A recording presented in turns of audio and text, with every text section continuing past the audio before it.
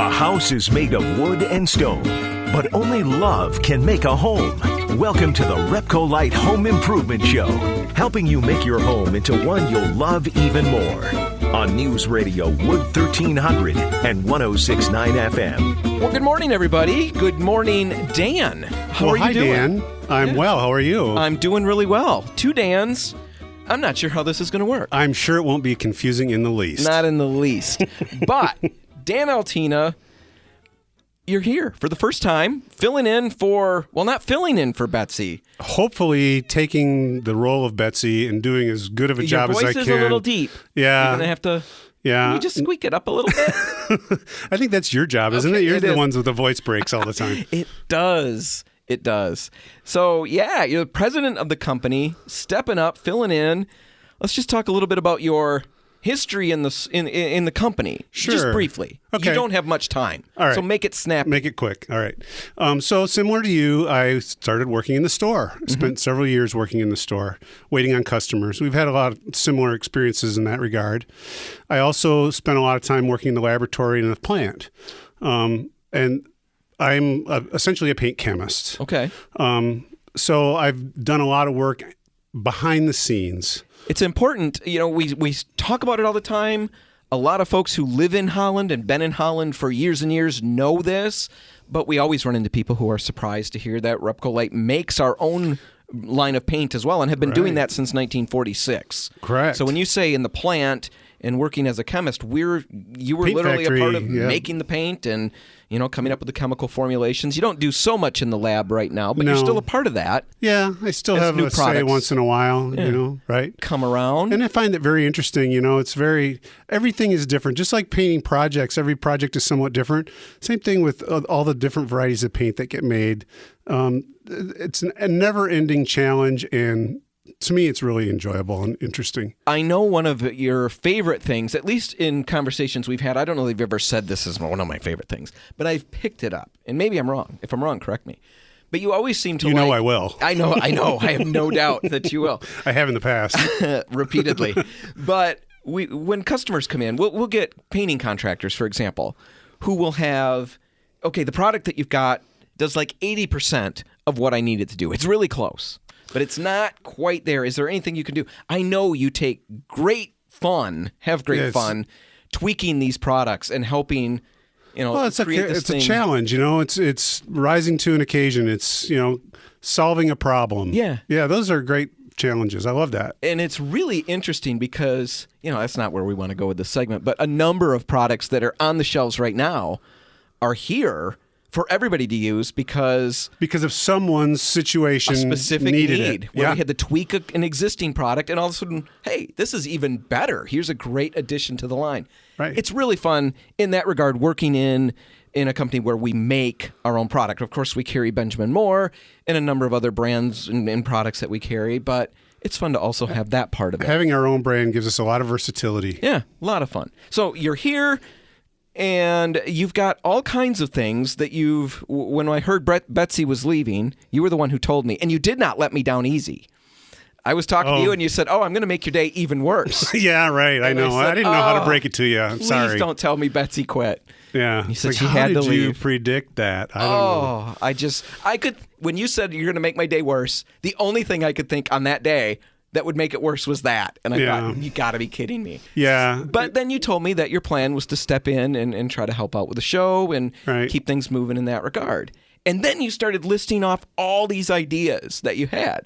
And honestly, very first when you told me you were going to step in and fill in for Betsy, You were mortified, I'm sure. I was thrilled. Yeah. Reservedly. I figured what we're going to get is just, it's going to be 100% paint topics. All right. This is going to be so boring. And we can't do 100% paint topics on the show. Nobody wants to hear How that. do I tell Dan that we can't do paint topics? And then your first idea, which we're going to cover next week, so I'm not going to spill the beans now, but it was so outside the realm of paint topics, I thought, that's the kind of thing I would have been embarrassed to say out loud. But you wanted to do it. So I like projects. I have a lot of projects. I'm like you. You know, it's fun to do projects. It's fun to complete them. Yeah. And again, just like paint formulation, it's fun to rise to that occasion. It's fun to solve that riddle. So here's a riddle, and this is what you wanted to talk about, and we've left you 3 minutes to do so. hanging Christmas lights. Yeah. Which I thought was, it was a surprising topic that you wanted to hit, but I was glad for it. Yeah. Because it's outside of the world of paint. I don't hang Christmas lights. I'm a Scrooge. You're a Scrooge, right? Yeah. I'm lazy. My and kids I'm a would call you a Scrooge. Scrooge They for can sure. call. We'd drive by your house and go, Scrooge. I've been called worse. Go ahead. Just don't throw stuff that I have to pick up. Yeah. You've got a way that you said is so easy to get them down. Right. So first of all, have you had braces? Your kids have braces? I have not, but my kids have. Okay. So do you know those little teeny rubber bands? Oh, my goodness. They're everywhere. I think they're called orthodontic elastics. Oh. Actually, that's the technical term. Wow. If you need to look it up. I'll look it up. Which you will, because after I tell you what you can do with those, you're going to want I'm some. going to want them. Right. If you don't already have some left got over in the boatloads. junk, right, in the junk drawer. I have cup hooks about every 2 feet along the eaves of my house. Mm-hmm. I installed them 20 years ago. So I'm not a big fan of heights. I don't know if you agree with me. I'm or... shorter than the Dickens. I'm not a big fan of heights either, Dan. I'm scared sitting on this raised chair. So, I want to limit my ladder time to only the necessary. Yeah. So I've installed these cup hooks, and I use the little orthodontic elastics. The little rubber bands for Yep. those of you listening at home. For you non-dental people. I capture the string light with this little rubber band. I hook the little rubber band onto the cup hook, then capture the string of light in that, and then hook it back around the rubber band. So around basically, the it cup hook. cradles the wire. Yeah, It's if you not can wrapped picture in it. the wire. Right, and the wire is not in the cup hook. The wire is attached to the cup hook with the rubber band. So that way I can set up the lights in the summer. I could do it, when the weather's any nice nice. day. Yeah, and then in the winter, on Epiphany, January 6th, Which is when Christmas should officially it's come the down. 12th day of Christmas. You have to take down the decorations. Yeah, my It's the sisters right thing take to the do. tree down the day after Christmas. That's and too it's soon. done. Yep, I tell them that. So all you have to do on January 6th is stand on the ground, pull that wire, and they all fall to the ground. It sounds like it would probably be very, very satisfying, like watching those videos online where they power wash stuff. It's or extremely satisfying. extremely Yeah. satisfying. Yeah. So there you go. Dan, that's your first one. All right, You got I your got- first segment under your belt. Awesome. I really feel like I've done very well, and maybe even better than you would have done. Yeah, just keep telling yourself that. All right, we're going to take a break, but when we come back, we're going to be talking about clear coatings for wood and trying to cut through some of the confusion out there. That's all coming up next. Stay tuned.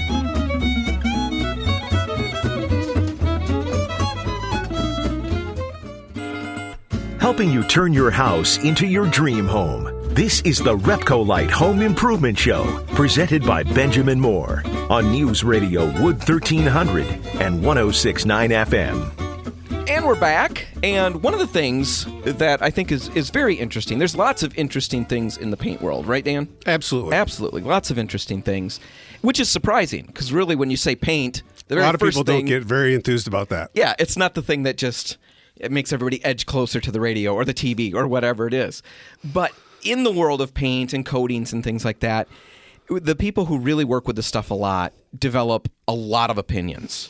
There's a lot of strongly held opinions about certain things. And one particular aspect of this that I want to dig into is clear coatings.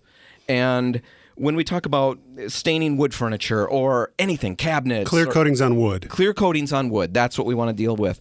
When you Google it and look around, you're going to find a bazillion different opinions about what's best and what to use where.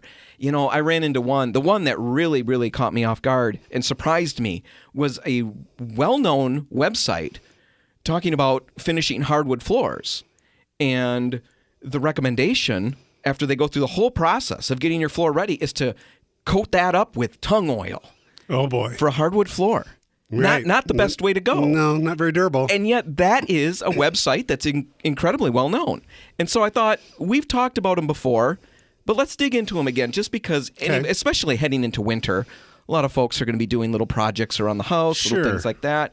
Let's just go through some of the coatings and try to let you know where it's good, where you might want to use it, and where certain things just really Strengths and shouldn't pan out. weaknesses. So let's start with tung oil. Okay. And there are three different types of tung oil, I guess I'd say. Three different ways that this finish can come to you. Varieties. And it's important because each one is slightly different with application, with how it dries, with pretty much anything. There's a lot of variation. So there's 100% tung oil.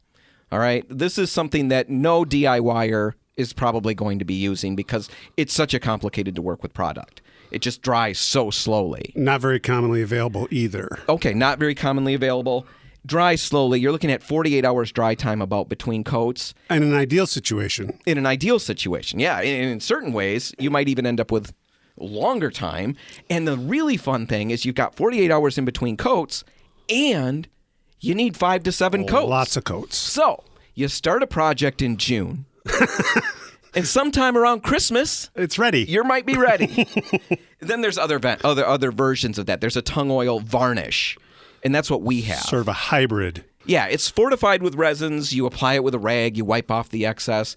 It's a little more durable than the 100% tung oil, but again, not terribly durable compared to other products out there. Right. And then the third one is a tung oil finish, which is kind of interesting because a lot of us know of a certain brand. And that's what we think of when we think of tung oil. I'm not going to say it here. Okay. But there's a certain brand that everybody thinks about. Oh, yeah, that brand. Well, it turns out that one doesn't even have tung oil in it at all. Except in the name. Except in the name, right. And that's basically just a thinned out varnish. Okay, right. So tung oil is an basically old technology. Right. It's one of the very few natural drying oils. There's most all coatings that are solvent-based are derived from plant resins, the plant oils. And almost universally, those don't dry on their own. But there are a couple that do, that will dry to a hard film without being synthesized and chemically altered to do that. And tung oil is one of the few that is that way. It's been around for what, 2,500 years? Oh yeah, thousands of years. Thousands of years. And when you think about it that way, there have been a lot of improvements. There's been some technological improvements in the last 2,000 years. So tung oil, that's just a quick overview. Where would you use it? I think it's certain situations, sometimes. Yeah, old craft furniture, items, a jewelry box, something that doesn't get a lot of wear and tear. Certainly not a tabletop, a surface like that. Wood floors, it's brilliant though, right? According to the website, yeah. You'd never want to put it on I hardwood would not floor. want to use it on a hardwood floor for a couple reasons. Number one, like you talked about, how slowly it dries. Typically, you want to be able to use that floor sometime this month. Yeah, certainly you don't want to use the 100% tung oil. Right. But even the other ones, even though you gain a little durability, the number of coats, the lack of durability, the lack of resistance to water and chemicals, it's just not good for a heavy-duty application at all. At all. So little projects, sometimes furniture, if it's not going to get tons of wear and tear, tung oil can work really well. It's kind of fun because you're using old technology. And some folks like that. Right. And another big advantage to something like that is it's easy to apply. You can put it on with a cloth. You don't need to have a brush. You don't need to clean out the brush. So it makes the application much simpler. Right. You want to make sure if you do apply it with a rag that you air that rag out and dry it before you toss it away, right? Right. We had a certain incident once, a couple years back. What was that in the plant? So that was with linseed oil, which is another one of the few natural plant oils that will dry on its own. All of them, including tung oil, have the side effect of being spontaneously combustible. Yeah. Which we all know is not ideal. Right. There's not many situations where you want something that's spontaneously combustible. Right. And so basically it's a runaway reaction. When it's in an enclosed space, heat builds up, continues to build up because of the cross-linking with oxygen that's happening, that the drying process generates heat.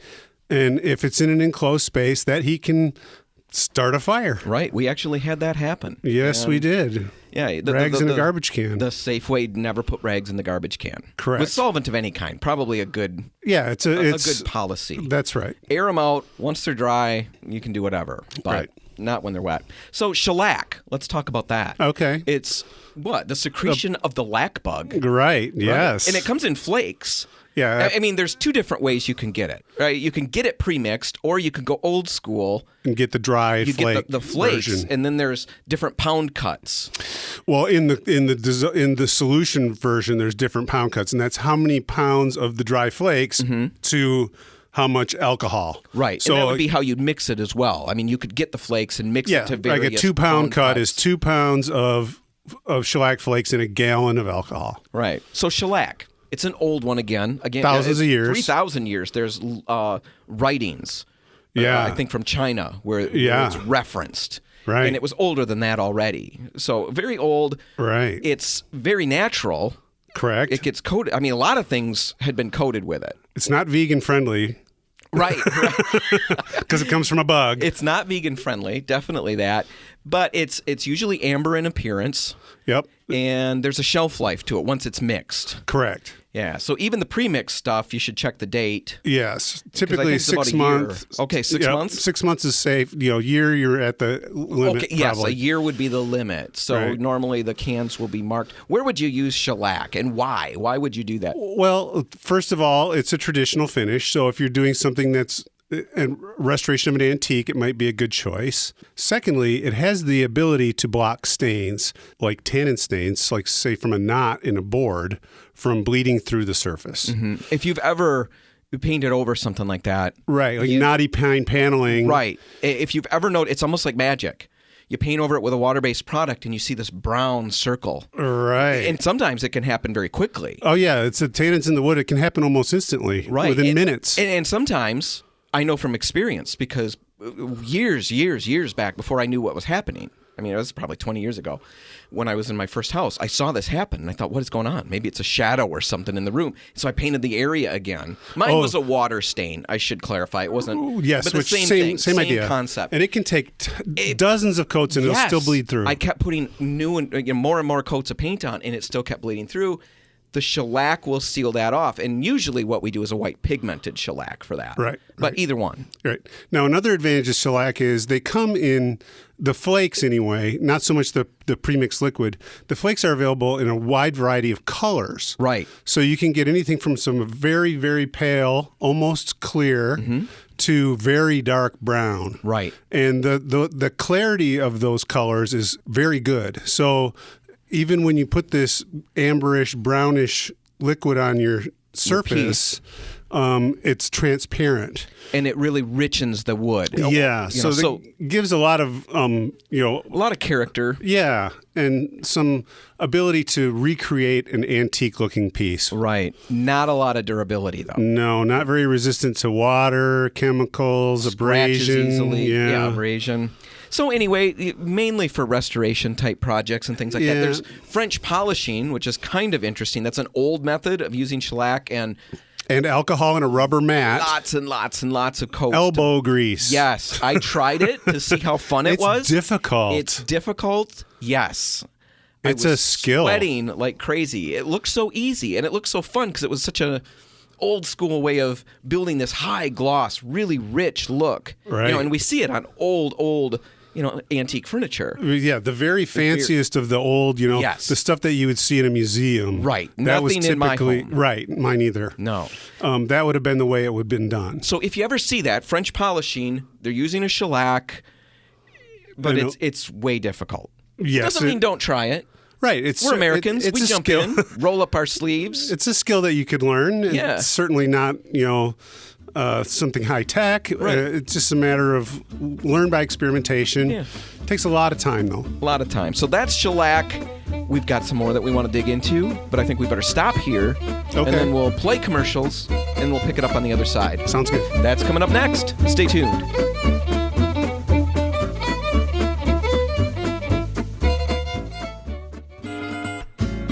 If you want to take your DIY skills up a rung, the RepcoLite Home Improvement Show is here to give you a boost on News Radio Wood 1300 and 106.9 FM. Well, Dan, we're back. Did you get a little snack or something during the commercial? Yeah, I did. Did you? Took a little bathroom break. A bathroom break. Yeah, Wow, normally we don't broadcast that to the world. Okay, well then, all I had was a snack then. Yeah. Did you wash your hands after your snack? Absolutely, yes. Okay, good. Anyway, we were talking about clear coats on wood. Yeah. Clear finishes on wood. We went through some older technologies. I mean, talking 2,000 and 3,000-year-old right. clear coatings for tung wood, oil, shellac, all of those things. Now let's transition into something a little more modern. Okay. And let's start with polyurethane. Right. Now, polyurethane, it's available in both solvent and waterborne versions, and we'll Right. break those down later. But polyurethane in itself, just, as the genus, Right. of the species. Is that the right way to say that? I think so. Genus is above species. Okay. Genus. Species. The species would be waterborne or solvent-borne. I tried to sound smart, and I was really close. Yeah. Polyurethanus maximus. Didn't stick the landing, though. I kind of landed flat on my face. But anyway, let's just talk about polyurethanes in general. Okay. How do they vary or differ Right. from the older coatings and technologies that we just talked about? Right. So, the old things that we talked about, those are natural plant oils or derived from a bug or from a plant. A polyurethane is actually a clear plastic. And we can talk about that too, about the negative connotations of plastic. Yeah, because we had our old label years back, used to say clear plastic varnish. Yeah, that was a negative. It was a big turnoff. Right. Nobody wanted that, antique dresser that they just refinished or, stained and stripped and stained. They didn't want to coat it with plastic. And polyurethane itself, just the name of that word sounds... Yeah, it just doesn't sound chemically. old. It sounds right. And so how am I going to get a nice-looking finish on an antique piece of furniture using some big, long word? Right. But the thing is, it looks very similar identical to all of these other products. Absolutely identical. Right. It's just that you're gaining tons of durability and tons of millennia practical- of development. Yeah. Right. All these things that have changed. You've got something that resists scratching much better. It's water resistant. Chemicals. It's more solvent and chemical resistant. All of those things. More impact resistant. Right. Than traditional old style. Faster old school drying. varnishes. Right. Even the oil, because we mentioned tung oil, pure tung oil, you're looking at a 48-hour dry time. Right. And even an oil-based, solvent-based polyurethane, 6 to 8 hours? Correct. In Right. normal situations, stuff like Right. that. So in the beginning, when we talked about tung oil, I mentioned that there was a website that I ran across that's a well-known website, which makes you question almost everything you read on the internet sometimes. Or when you see inaccurate information. When you see inaccurate information, it makes you wonder, wow, what can I take to the bank? But I saw a website that was recommending tung oil on a hardwood floor, and that just doesn't make any sense at all. No. There's so many better ways to go, and polyurethane is probably the ideal It for is. that. It really for is. a homeowner, a DIYer. Well, even a professional. I mean, it's one of the best applications of polyurethane varnish. So it doesn't give a plasticky look necessarily. We can, when we talked about the old type of finishes like tung oil, a lot of times they will leave, say, an open pored wood like oak. You'll see those open pores. Mm-hmm. When we think about polyurethane, sometimes we think, it's going to have this plasticky shell on it, but it's not necessarily the case. Unless you layer and layer and layer. Right. You could get that look if you wanted it, but it doesn't mean that you have to have that look. Right. Polyurethane, you've got multiple finishes. I know that we had a desk, Betsy and I refinished, and we painted the whole base of the desk, but we wanted the top, the writing surface, to be stained and varnished, but we didn't want a high gloss. We didn't want a satin sheen even. So we grabbed the matte finish. And that's another advantage. Yeah. We a couple of applications of that.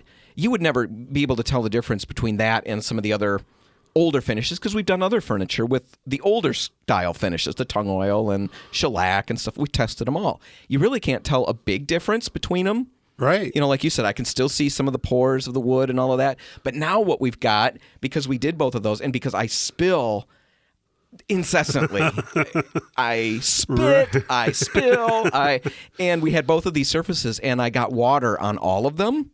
Oh, and dramatic difference. Dramatic difference. The polyurethane varnish, no issues at all. The other ones I had issues with. Right. So huge benefit to that. Now let's break down, because we've got water-based and solvent-based versions. Right. And there's a little bit of an idea out there that, the water-based, that's not good enough for floors. There's a certain place where you can use that, but you probably wouldn't want to use it on the floors. And that's not true. Not the case. Right. The underlying resin type is exactly the same. It's just the solvent that carries it onto the surface that evaporates that's different. What's left behind is exactly the same thing. So we've got Mira Clear. It's a polyurethane water-based product, and that will work just fine on floors. It will work just fine on anything. The benefits of the water-based are that it stays clear. Right. And the solvent-based will amber over time. Correct. And that's sometimes a benefit. It's hard to say that the clear is a benefit. It's only a benefit if that's what you're looking for. You're maybe certain colors, very pale. Right. If you've got maple or something and you want it to look keep natural. that natural maple look, the water-based polyurethane is going to retain that better than a solvent-based. A solvent-based is going to amber over time. But on certain woods, the ambering really richens the piece. Yeah, again, like an oak floor. Right. That can be beautiful. The water-based builds a little slower. That's the big difference between It's not them. as high in solids. Right. If you need 4 coats or 3 coats with a solvent base, you're probably going to need 4 coats with the water base. Yep. But you can apply them quicker. Yeah, it it dries dry quicker. a lot faster. Yep. So polyurethanes, where would you use them? Pretty much anywhere you need a clear coat on wood. Absolutely. Inside. Very versatile, yes. We're always talking about interior here with all these things. Even Right. before the break, we were talking about interior wood applications. Right. Where would you not want to use it? I guess only if you're trying to go old school with how you're producing a piece. Or if you're doing something that's so small that you don't want to get a brush wet with polyurethane varnish. Sure. So you got that. One other thing with the polyurethanes that is out there that probably should be talked about are the stain and poly all-in-one coatings. Colored varnishes. And I should clarify, we don't carry any of those. No, we don't. And there's a reason we don't. Because they don't look good.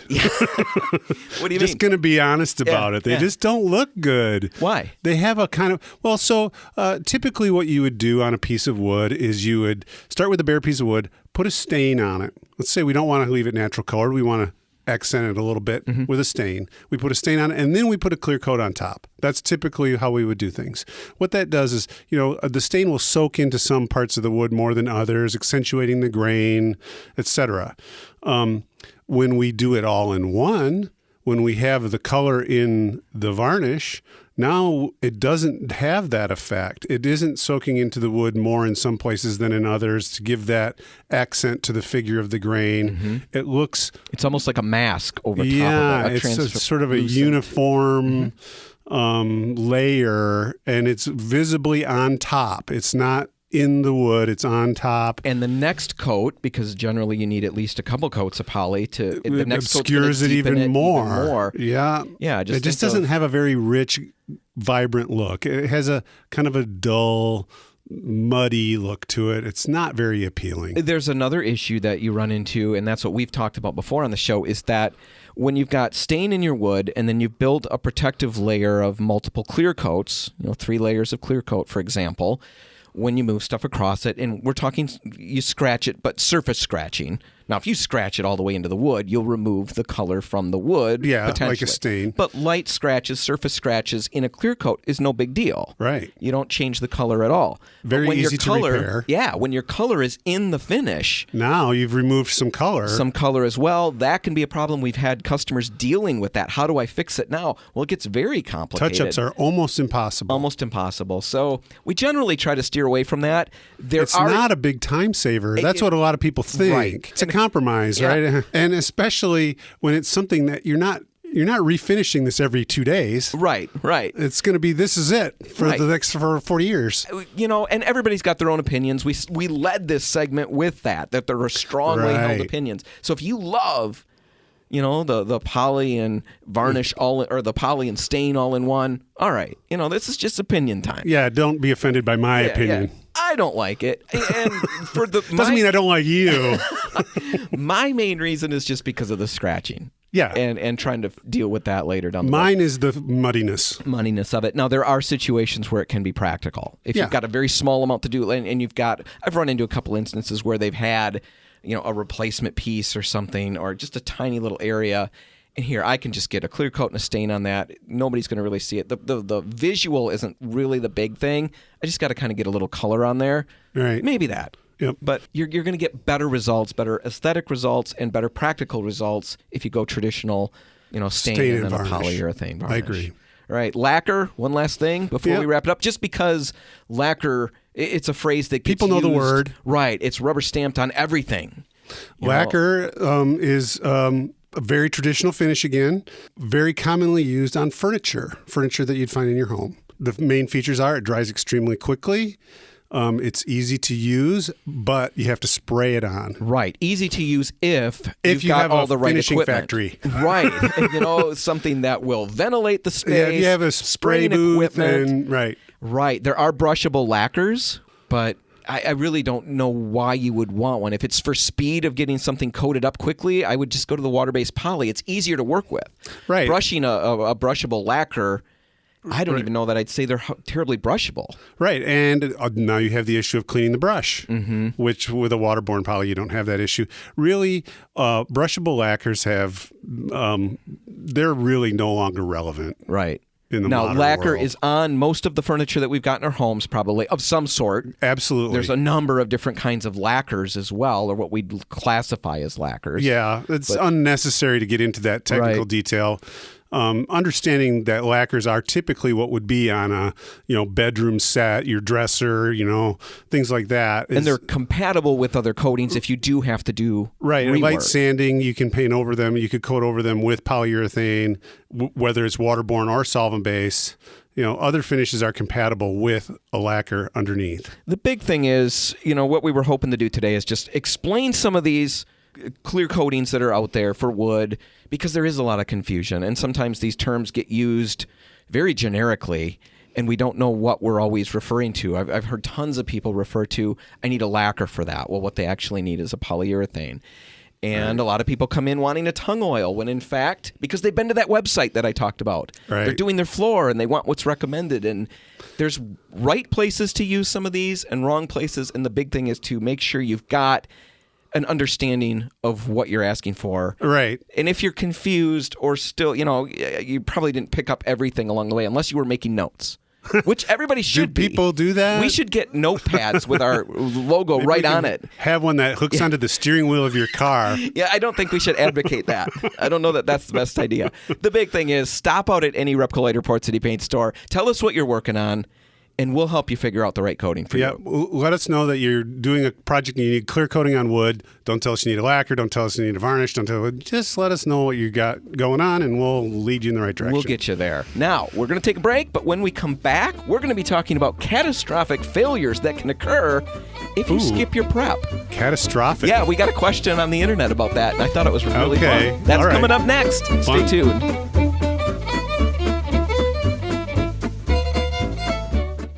If you want to take your DIY skills up a rung, the RepcoLite Home Improvement Show is here to give you a boost on News Radio Wood 1300 and 106.9 FM. And we're back, and we're going to talk about catastrophic failure because, 2020 wouldn't be complete without us talking about catastrophic failure, right?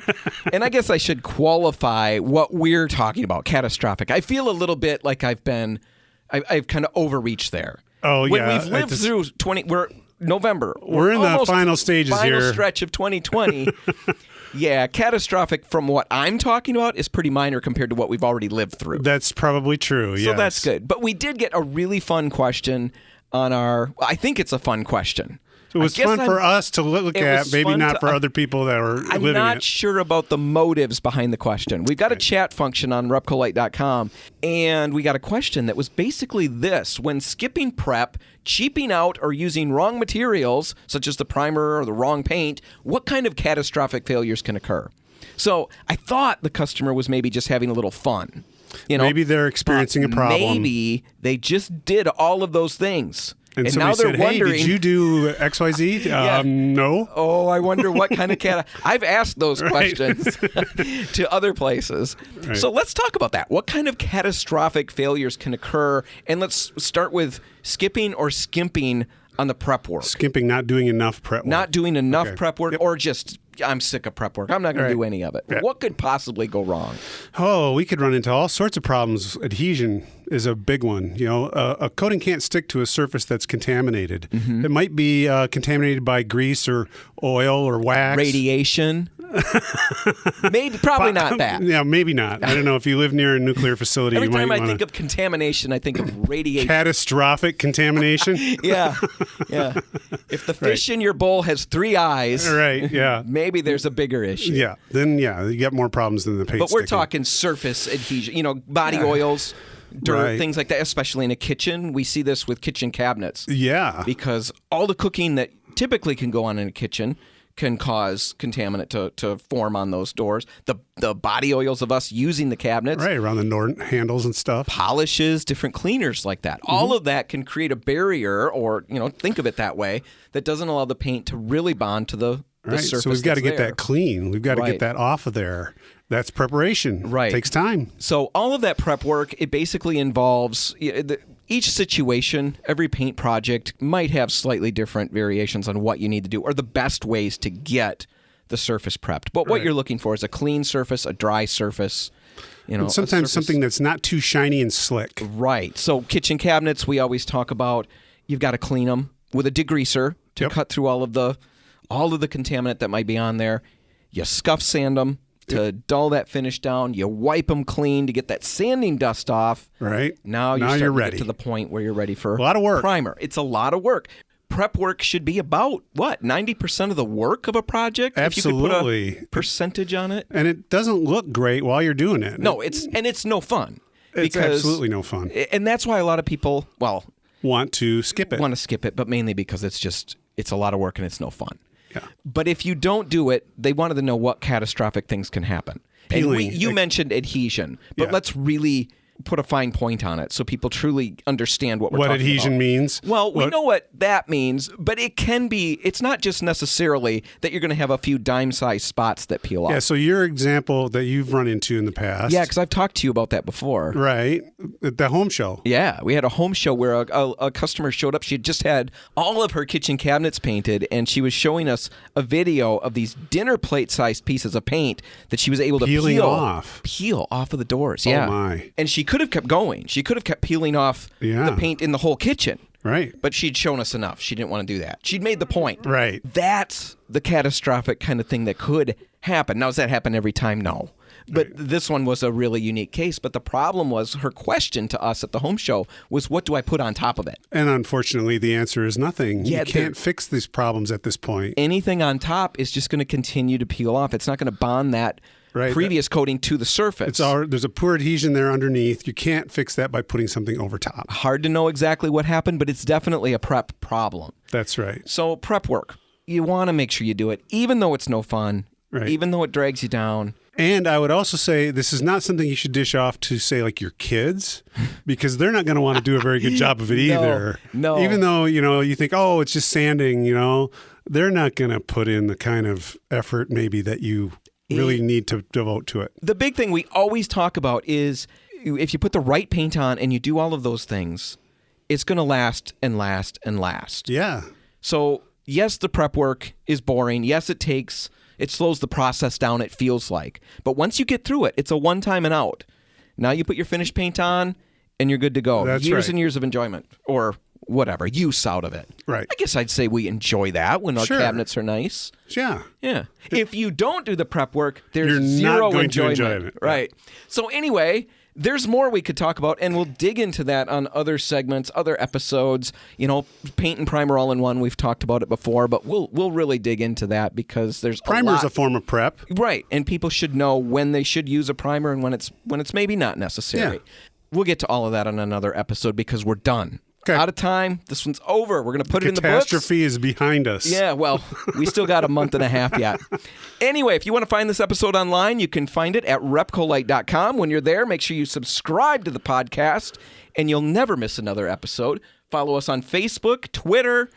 We even tweet once in a while. Awesome. And we'll be looking for other platforms that we can try out as well. Instagram, I think we're working on that. Cool. All of those links are at RepcoLite.com. You can find it there. Whatever you do today, make sure you have a good one and make sure you make paint a part of it. RepcoLite and Port City Paint Stores are all open until 3, waiting to help. I'm Dan Hansen. And I'm Dan Altina. Thanks for listening.